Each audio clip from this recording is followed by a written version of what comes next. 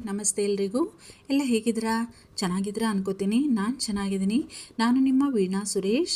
ಎಲ್ರಿಗೂ ನನ್ನ ಕಾರ್ಯಕ್ರಮವಾದ ಕಥಾಸರಣಿ ರಾಗಸುತಿ ಜೊತೆ ಕಾರ್ಯಕ್ರಮಕ್ಕೆ ಆತ್ಮೀಯ ಸ್ವಾಗತ. ಇದು ನನ್ನ 2ನೇ ಕಥೆ, ನನಗಾಗಿ ಬಂದ ಕಥೆಯ ಮುಂದುವರೆದ ಭಾಗ. ನೋಡ್ತಾ ಇರೋರು ಕೇಳ್ತಾ ಇರೋರು ಎಲ್ಲರೂ ತಪ್ಪದೆ ಪ್ಲೀಸ್ ಸಬ್ಸ್ಕ್ರೈಬ್ ಮಾಡ್ಕೊಳ್ಳಿ ನನ್ನ ಚಾನೆಲ್ಗೆ. ವಿಧಾನ್ ಒಳಬಂದವನು ತನ್ನ ಅಪ್ಪಾಜಿಯ ಕಾಟ್ನ ಹತ್ತಿರ ನಡೆದ. ಅವರ ಹತ್ತಿರವೇ ನಿಂತು ಬಗ್ಗಿ ಅವರನ್ನೇ ನೋಡಿದ. ಬೆಡ್ ಲ್ಯಾಂಪಿನ ಮಂದ ಬೆಳಕಿನಲ್ಲಿ ಹಣೆಯ ಮೇಲೆ ತನ್ನ ಕೈಯಿಟ್ಟು ನೋಡಿದ. ಜ್ವರ ಇತ್ತಲ್ಲ ಅಪ್ಪಾಜಿಗೆ? ಸದ್ಯ ಈಗ ಇಲ್ಲ. ಹಣೆ ತಣ್ಣಗಿದೆ, ಜ್ವರ ಬಿಟ್ಟಿರಬೇಕು. ಆದರೂ ನಾಳೆ ಒಂದು ಸಲ ಅಂಕಲ್ ಹಾಸ್ಪಿಟ್ಲಿಗೆ ಕರ್ಕೊಂಡು ಹೋಗಬೇಕು. ಹುಡುಗಿ ಹೇಳಿದ್ದು ನೆನಪಾಯಿತು ಅವನಿಗೆ. ಅವಳ ಭಾಷೆಯಲ್ಲೇ ಹೇಳಿತ್ತಲ್ಲ ಆ ಹುಡುಗಿ, ನೀವು ಕರ್ಕೊಂಡು ಹೋಗ್ಬೇಕ್ರಿ ದವಾಖಾನಿಗ ಅಪ್ಪ ಅವ್ರಿಗ ಅಂತ. ಅವಳ ಭಾಷೆಯನ್ನು ನೆನೆದು ಮುಗುಳ್ನಕ್ಕ. ತಲೆ ಕೊಡುವಿದ, ಹಿಂದೆಲೆ ಸವರಿಕೊಂಡು. ಪಾಪ, ಬಹಳ ಬಳಲಿ ಹೋಗಿದ್ದಾರೆ ಅಪ್ಪಾಜಿ. ನಾನು ಸರಿಯಾಗಿ ಅವರ ಮುಖವನ್ನೂ ನೋಡದೆ ಅದ್ಯಾವುದೋ ಕಾಲವಾಗಿ ಬಿಟ್ಟಿತ್ತು. ಅವರನ್ನೇ ತುಂಬಿದ ಕಂಗಳಿಂದ ದಿಟ್ಟಿಸಿದ ವಿಧಾನ್. ತನಗಾಗಿಯೇ ನಿಸ್ವಾರ್ಥದಿಂದ ಬದುಕಿದ್ದ ಜೀವ ಇದು. ಇಲ್ಲದಿದ್ದರೆ ನಮ್ಮಲ್ಲಿರುವ ಆಸ್ತಿ ಹಣ ನೋಡಿ ಅಪ್ಪಾಜಿಗೆ ಒಂದು ಕಾಲು ಇಲ್ಲದಿದ್ದರೂ ಹೆಣ್ಣು ಕೊಡಲು ನಾ ಮುಂದು ತಾ ಮುಂದು ಅಂತ ಬಂದಿದ್ದರು ಎನ್ನುತ್ತಲ್ಲ ಮುದುಕಮ್ಮ. ಆದರೆ ಅಪ್ಪಾಜಿ ಅವರು ಖಡಾಖಂಡಿತವಾಗಿ ನಿರಾಕರಿಸಿದ್ದರಂತೆ ಮರುಮದುವೆಗೆ. ನನಗೆ ನನ್ನ ಮಗನೇ ಎಲ್ಲ. ಇನ್ನು ಮುಂದೆ ನನ್ನ ಬದುಕು ನನ್ನ ಮಗನಿಗಾಗಿಯೇ. ಬಂದವಳು ನನಗೆ ಹೆಂಡತಿಯಾಗಬಹುದು, ಆದರೆ ನನ್ನ ಮಗನಿಗೆ ಖಂಡಿತ ತಾಯಿ ಆಗಲಾರಳು. ನನ್ನ ಮಗನನ್ನು ಅನಾಥನನ್ನಾಗಿ ಮಾಡುವುದು ನನಗೆ ಇಷ್ಟವಿಲ್ಲ ಎಂದಿದ್ದರಂತೆ ಅಪ್ಪಾಜಿ. ಯೋಚಿಸಿದವನಿಗೆ ಪಶ್ಚಾತ್ತಾಪ ಆಗಿತ್ತು ಅಪ್ಪಾಜಿಯ ಜೊತೆಗಿನ ತನ್ನ ವರ್ತನೆಗೆ. ಅದೆಷ್ಟು ಹೊತ್ತೋ ಭಗವಂತನೇ ಬಲ್ಲ. ಅಲ್ಲಿಯೇ ನಿಂತು ಸುತ್ತಲೂ ಒಮ್ಮೆ ನೋಡಿದವನ ದೃಷ್ಟಿ ಒಂದು ಕಡೆ ಸ್ಥಿರವಾಯಿತು. ಮತ್ತೆ ಅವನ ಕಂಗಳು ಅತ್ತಿತ್ತ ಹೊರಡಲಿಲ್ಲ. ಮೃದುವಾಯಿತು ಅವನ ನೋಟ. ಶಾಖ. ಮೃದುವಾಗಿ ಉಸುರಿದ ವಿಧಾನ್. ಅಲ್ಲಿಯೇ ಇದ್ದ ಸೋಫಾದ ಮೇಲೆ ಮುದುರಿ ಮಲಗಿಬಿಟ್ಟಿತ್ತು ಹುಡುಗಿ. ಚಳಿಯಾಗುತ್ತಿತ್ತೇನೋ. ಮತ್ತು ತನ್ನ ಕಾಲುಗಳನ್ನು ಮೇಲೇರಿಸುತ್ತಾ ಮುದುಡಿ ಮಲಗುತ್ತಿತ್ತು. ನಿಧಾನವಾಗಿ ಅವಳ ಹತ್ತಿರಕ್ಕೆ ಹೆಜ್ಜೆ ಹಾಕಿದ್ದ ಅವನಿಗೆ ಅರಿವಿಲ್ಲದೆಯೇ. ಅತಿ ಹತ್ತಿರದಿಂದ ಅವಳನ್ನೇ ಯಾವುದೋ ಮೋಡಿಗೆ ಒಳಗಾದವನಂತೆ ನೋಡುತ್ತಲೇ ಇದ್ದ. ಅವಳಿಂದ ಕಣ್ಣು ಕೀಳದಾದ ಸ್ಥಿತಿಯಲ್ಲಿದ್ದ ವಿಧಾನ್. ಬೆಡ್ ಲ್ಯಾಂಪಿನ ಮಂದ ಬೆಳಕು ಅವಳ ಮುಖದ ಒಂದು ಪಾರ್ಶ್ವಕ್ಕೆ ಬಿದ್ದು ಅವಳ ಮುದ್ದು ಮುಖ ಬಹಳ ಮೋಹಕವಾಗಿ ಕಾಣಿಸುತ್ತಿತ್ತು. ಅವಳ ಕೆನ್ನೆಯ ಮೇಲೆಲ್ಲ ಹರಡಿತ್ತು ಕರಿಮೋಡದಂತೆ ಮುಂಗುರುಳು. ಚಂದಿರನನ್ನ ಮೋಡ ಮುಸುಕಿದೆ ಎಂಬಂತೆ ಭಾಸವಾಯಿತು ಅವನಿಗೆ. ಮುಂಗುರುಳನ್ನು ಸರಿಸಿಬಿಡಬೇಕು ಎಂಬ ಬಯಕೆಯಾಯಿತು ಅವನಿಗೆ. ಆದರೆ ಹಾಗೆ ಮಾಡಲಿಲ್ಲ ಅವನು. ಎಚ್ಚೆತ್ತಿದ್ದ ಅಷ್ಟರಲ್ಲೇ. ತನ್ನ ಹುಚ್ಚು ಯೋಚನೆಗಳಿಗೆ ಕಡಿವಾಣ ಹಾಕುವಲ್ಲಿ ಯಶಸ್ವಿಯಾಗಿದ್ದ ವಿಧಾನ್. ಬಲವಂತದಿಂದ ಅವಳ ಮುಖದ ಮೇಲಿಂದ ತನ್ನ ದೃಷ್ಟಿ ತೆಗೆದವನು ಇತ್ತ ತಿರುಗಿದ್ದ. ಅಮ್ಮ. ಸಣ್ಣದಾಗಿ ನರಳಿತ್ತು ಹುಡುಗಿ. ಥಟ್ಟನೆ ಅತ್ತ ತಿರುಗಿದ. ಅವಳತ್ತ ಸರಿದು ಮುಖದತ್ತ ಬಾಗಿದ. ಹುಡುಗಿ ನರಳುತ್ತಿದೆ ಅಲ್ಲವೇ? ಜ್ವರ ಏನಾದರೂ ಬಂದಿರಬಹುದೇ? ಅವಳ ಹಣೆಯ ಮೇಲೆ ಕೈಯಿಟ್ಟ. ನಡುಗಿತು ಕೈ ಒಂದು ಕ್ಷಣ. ಸಾವರಿಸಿಕೊಂಡ. ಜ್ವರ ಇಲ್ಲ. ಸಮಾಧಾನವಾಯಿತು ಅವನಿಗೆ. ಸರಾಗವಾಗಿ ಉಸಿರಾಡಿದವನು ಅವಳ ಮುಖವನ್ನು ಇನ್ನೂ ಒಂದು ಸಾರಿ ದೀರ್ಘವಾಗಿ ದಿಟ್ಟಿಸಿದವನಿಗೆ ಸಂಕಟವಾಯಿತು. ಕೆನ್ನೆಯ ಮೇಲೆ ಅವಳು ಒತ್ತಿದ್ದಕ್ಕೆ ಸಾಕ್ಷಿಯಾಗಿ ಕಣ್ಣೀರಿನ ಕಲೆ ಇತ್ತು. ಪಾಪ, ಹುಡುಗಿ ಇನ್ನೂ ಚಿಕ್ಕದು. ಮನೆಯಲ್ಲಿ ಅದೇನು ಸಮಸ್ಯೆ ಇದೆಯೋ ಇಷ್ಟು ದೂರ ಒಂಟಿಯಾಗಿ ಬರುವಂತಾಗಿದೆ. ಬಂದು ಅನುಭವಿಸುವಂತಾಗಿದೆ. ನೋಡಿದರೆ ತಿಳಿಯುತ್ತೆ. ಹುಡುಗಿಗೆ ಪ್ರಪಂಚ ಜ್ಞಾನ ಕಡಿಮೆ. ಬಹಳವೇ ಎನ್ನುವಷ್ಟು ಮುಗ್ಧೆ. ಈಗಿನ ಕಾಲಕ್ಕಲ್ಲ ಈ ಹುಡುಗಿ. ತನ್ನ ಮಾತಿನ ತೀವ್ರತೆಗೆ ಹೆದರಿದೆ. ತೀರದ ನೋವಾಗಿದೆ ಅನ್ನಿಸುತ್ತೆ. ಅದಕ್ಕೆ ಹತ್ತು ಸೊರಗಿ ಮಲಗಿಬಿಟ್ಟಿದೆ ಹುಡುಗಿ. ಅವಳ ಗುಳಿಗೆನ್ನೆಯ ಮೇಲಿದ್ದ ಕಣ್ಣೀರಿನ ಕಲೆಯನ್ನು ಒರೆಸುವ ಮನಸ್ಸಾಗಿತ್ತು ಒಮ್ಮೆ. ಮತ್ತೆ ಅಮ್ಮ ಎಂದು ಮುದುಡಿ ಮಲಗಲು ನೋಡಿದ್ದಳು ವಿಶಾಖ. ಅಮ್ಮನ ನೆನಪಾಯಿತೇನೋ ಪಾಪ. ಆಗದೇ ಇರೋದೇ. ಹುಡುಗಿ. ಮೇಲಾಗಿ ಅರಿಯದ ಊರು, ಜನ. ತಾನು ಒಂಟಿ ಎನಿಸಿರಬೇಕು. ಪಾಪ ಎನಿಸಿತು ಅವನಿಗೆ. ಮುದುಡುತ್ತಿದ್ದವಳನ್ನು ಗಮನಿಸಿದವನು ಚಳಿ ಇರಬೇಕು ಹುಡುಗಿಗೆ ಎಂದುಕೊಂಡು ಅಲ್ಲೇ ಕಾರ್ಯಪ್ಪನವರ ಕಬೋರ್ಡನ್ನು ನಿಧಾನವಾಗಿ ತೆರೆದು ಒಂದು ಬೆಡ್ಶೀಟ್ ತೆಗೆದು ಅವಳಿಗೆ ನಿಧಾನವಾಗಿ ಹೊದಿಸಿದ. ಅವಳ ಕತ್ತಿನ ತನಕ.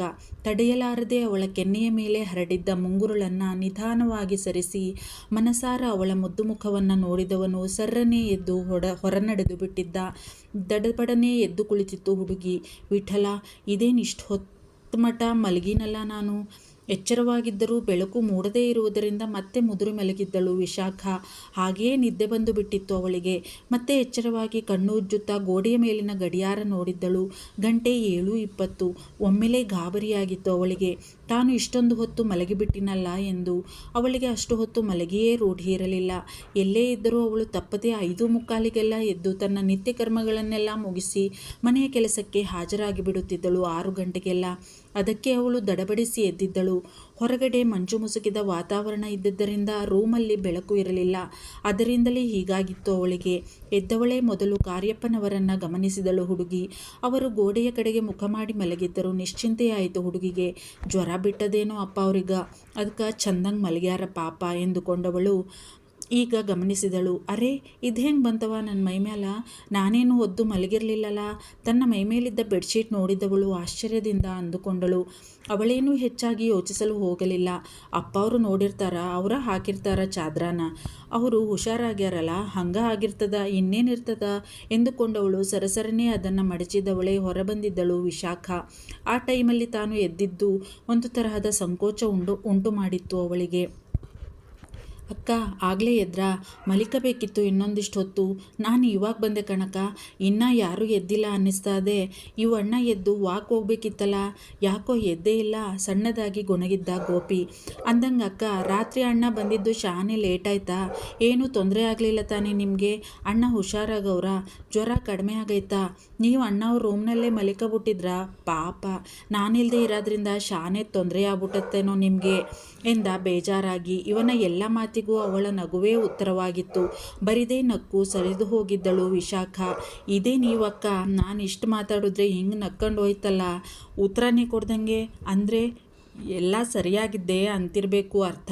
ಅಯ್ಯ, ಅದೇನಕ್ಕನೋ ಏನು ಕಥೆನೋ. ನಾವು 100 ಮಾತಾಡಿದ್ರೆ ಇವಕ್ಕ 3 ಮಾತು ಆಡೋಕ್ಕಿಲ್ಲ. ಏನಾರ ಆಗಲಿ, ಇವಕ್ಕನ ಕಟ್ಕೊಳ್ಳೋ ಪುಣ್ಯಾತ್ಮ ಅದೆಲ್ಲವನ್ನೂ ಕಾಣೆ. ಶಾಣೆ ಪುಣ್ಯ ಮಾಡಿರ್ತಾರೆ ಬಿಡು. ಜಗಳನೇ ಇರೋಕ್ಕಿಲ್ಲ ಮನೆಯಾಗೆ.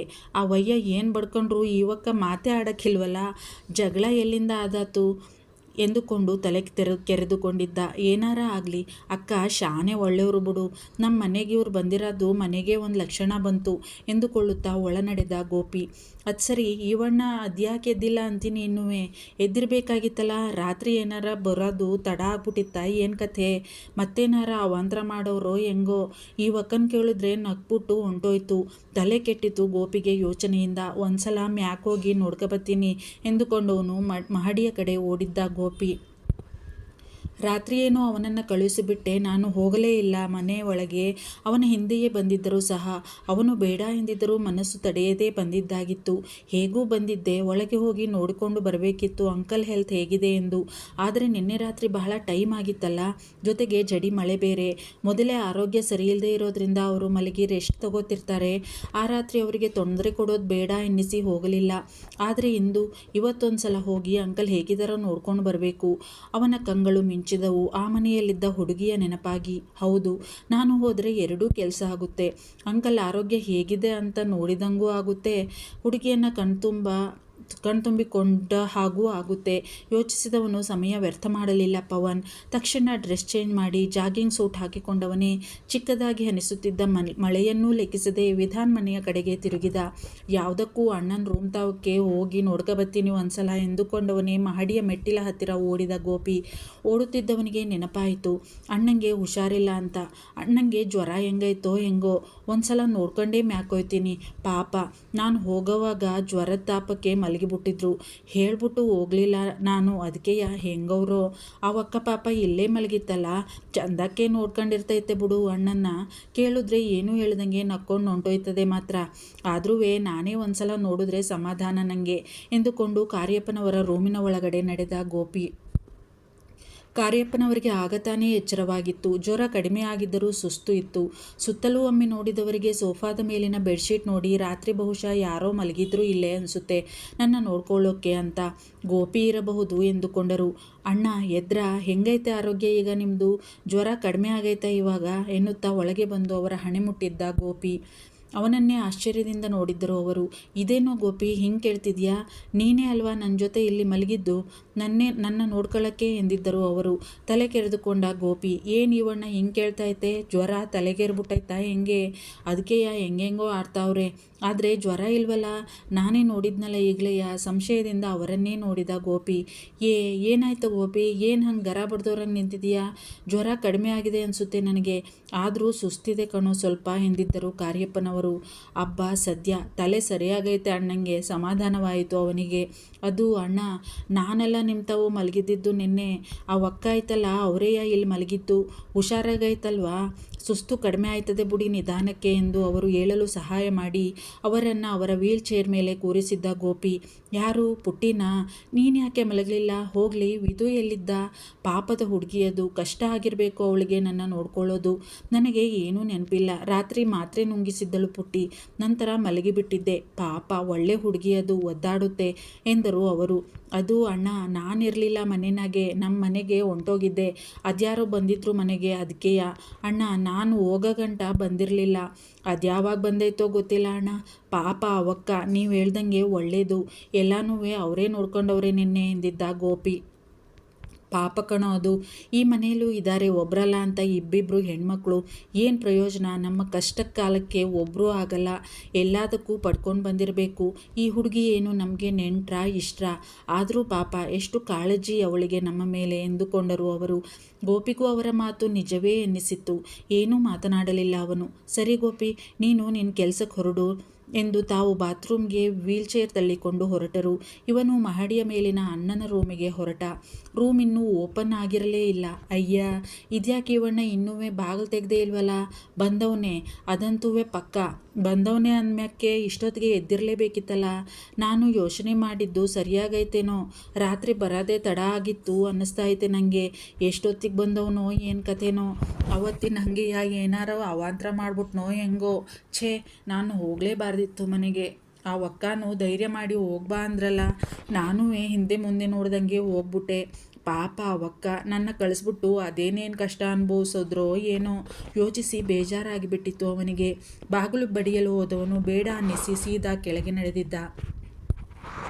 ರೂಮಿಗೆ ಬಂದವಳಿಗೆ ಇಂದು ಶುಕ್ರವಾರ, ಅದು ಆಷಾಢ ಶುಕ್ರವಾರ ಎಂದು ನೆನಪಾಯಿತು.